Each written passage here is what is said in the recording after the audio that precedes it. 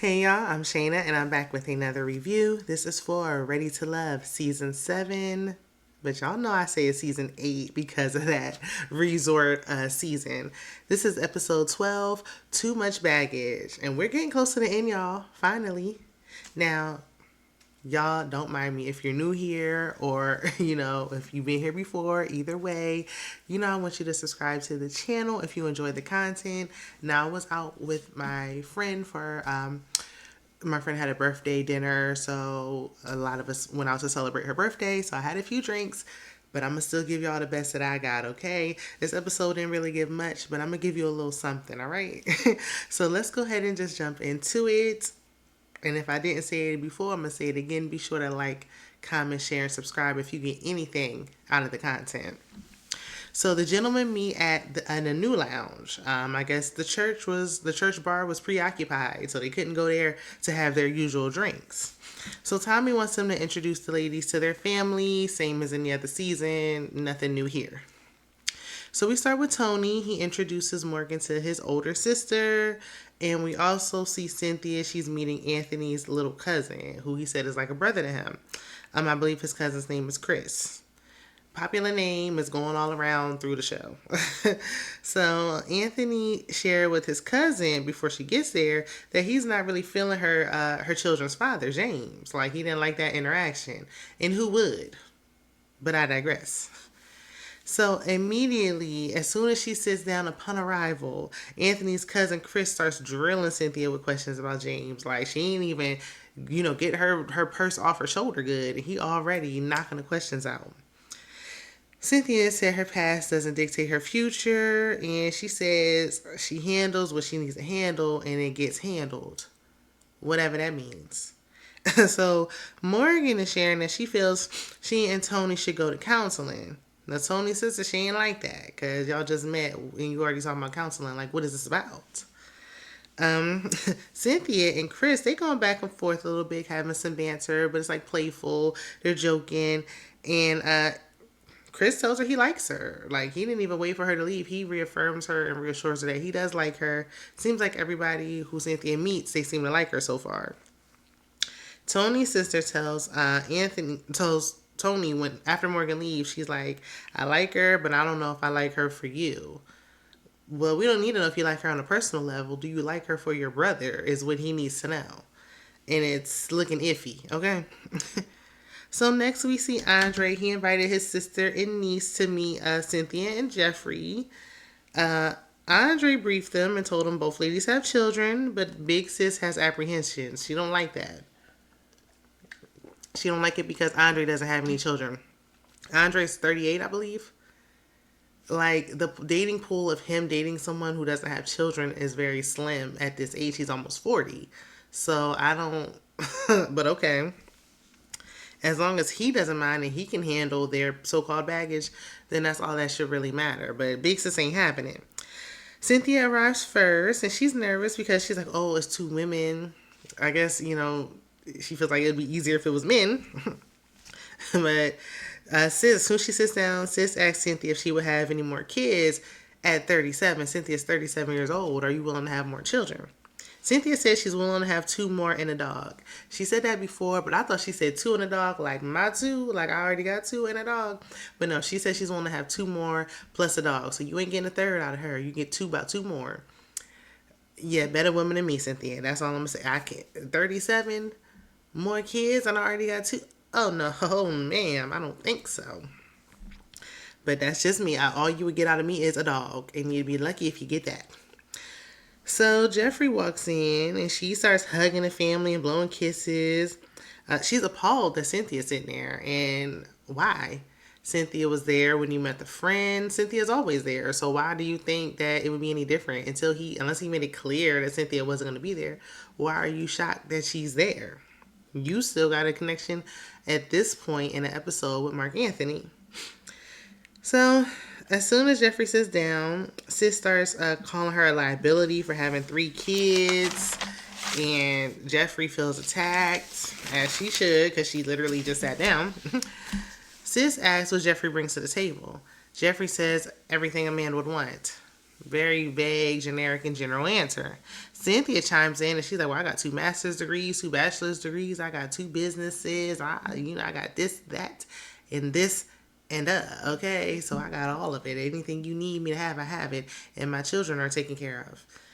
Um, that was great for a job interview, Cynthia. But I mean, I don't really think like they always say men don't really care about women, like women having all these credentials. So what looks good on paper for you might not be what Andre needs. But I mean, that's nice. So after they left, his niece, she said Cynthia is the better choice. Um, but his sister didn't like neither one of them because she again feels they have too much baggage, which is funny because she has a child herself and I ain't see no rings on her finger. But okay, that's her brother. You know how people feel about their brothers now. So Tony and Morgan have a lunch date.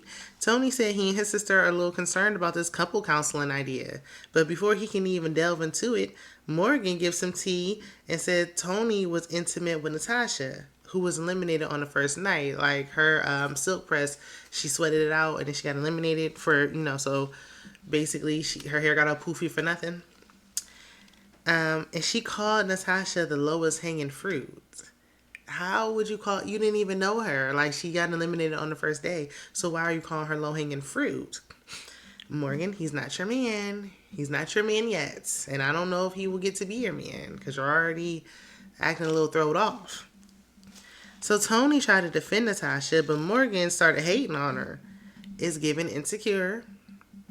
And I feel like Morgan and Tony definitely slept together, in my opinion. This is all alleged, but I'm feeling like the way she acting, they did something, okay? So we see Jeffrey and Mark Anthony. They have a date, and Mark says Jeffrey's been really distant. But like, have you been putting in effort, Mark, since you think she's been distant? I don't know. It's just a question. So Jeffrey basically tells him, pretty much she not interested because he don't want a woman with children and she got kids. I'm glad she ended it. I'm glad it's over with. Moving on, Mark Anthony invites Mercedes to meet his cousin. They're talking via Zoom. I think the cousin's still in New York. Anthony is on the other side planning a romantic date on the beach for Cynthia. Mark's cousin Chris asks Mercedes if she's been married before. She said, no. Have you been engaged before? She said no. He said, okay, we good. He liked those answers. Maybe I'm biased. Maybe it's just me because I've been married before. I've been engaged. I've been proposed to like a couple of times. So I don't see like what was beneficial. What's so great about the fact that she's never been married or engaged? Like what difference would it have made if she's been married and engaged before? Like she's in her 30s. So I didn't get it. Like what was so great about the fact that she hadn't? Like that's fine that she hasn't, but what difference would it have made if she had? Him and Jeffrey, I'm glad that's over with because clearly she wouldn't have been a good fit. Side note, Mercedes eyeshadow is giving me early 2000s realness. It's giving me like 2008. I don't know. I don't know. Keep working on the sis. So Mercedes and Cynthia are both, they're giving the right answer. They're telling the men what they want to hear. So they're giving good answers on their dates, on their respective dates. Anthony gives Cynthia a foot rub. No, let's have a talk. Come close.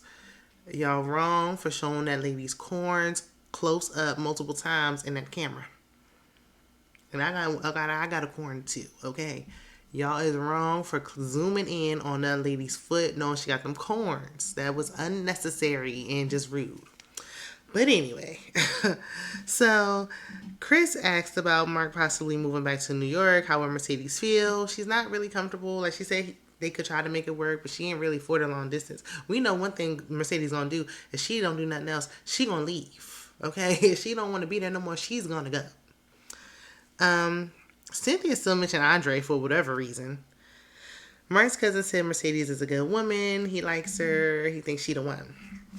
So at the gentleman's lounge, Tony is talking to Tommy. He shares that Morgan confronted him and mentioned that he and Natasha was intimate. He had to jog Tommy's memory because she got eliminated the first day. So, Tommy didn't know who he was talking about. So Tommy scolds him because he didn't listen to his rules and was dating outside the show like they all do. And he was talking to him like he was a little boy. But he was like, look, we don't want Morgan getting upset. Is she okay with it? Because you know what happened when she get upset with it. And then they show a flashback to when she talked about Narragate. Well, you better listen, Tony, before that little bit of hair you got left is gone. So, Andre shares that his sister didn't like either one of his connections. Not neither one of them. Tommy tells Andre he needs to make a decision. So he need to take whomever on a date and let them know it's time to let them go. Okay? So later on, we see Andre and Cynthia meet. And in his confessional, he admits Cynthia isn't his strongest connection. What we've already been known. I mean, was she not on the house on the getaway trip? Like anybody with vision can see he connects better with Jeffrey. It just is what it is. Cynthia can sense he's struggling and says in her confessional, that's like choosing between a rock and a diamond. Like, what are you thinking? Like, there's her and then there's me. I don't know. It's looking like she's feeling a little threatened. Obviously, she thinks she's the better choice. You're supposed to beat yourself up and think you're the better pick. That doesn't mean you're the better woman for him, though. You can have all these credentials and have these long list of things going on. Jeffrey might not have any of those things going on. That doesn't mean that you're a better woman for him. But that's just my opinion. So, it just matters what Andre wants, and Andre wants Jeffrey, clearly, and he needs to just come clean and just say it. Even when they were sitting there, like, the body language, like, there was so much distance between them, like, such a huge gap. It was giving friendly vibes. That's it. Even when she was with Anthony, like, I don't know, it's like they tried, but I don't really see it going, like, super long term. Like, it could, but right now, I don't know if it would. So Cynthia's pleading her case and pouring it on thick as to why, she should be his top pick. Andre just refuses to eliminate her. Like, he can't do it. He can't bring himself to do it. So nothing happens. I don't think she should have been eliminated. I think she should have just been off of his roster. Like, yeah, you're not eliminated from the process because you're still with Anthony, but you and I are done. Like, your connection is with Anthony. But, I mean, it's this late in the game. Like, the finale is next week.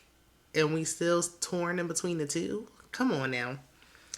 But I'm just grateful that next week is a finale because I kind of want to skedaddle past this and move on to the reunion. Now, y'all let me know how y'all feel about tonight's episode. Be sure to leave a comment. Share the video with a friend. Tell a friend to tell a friend about my channel.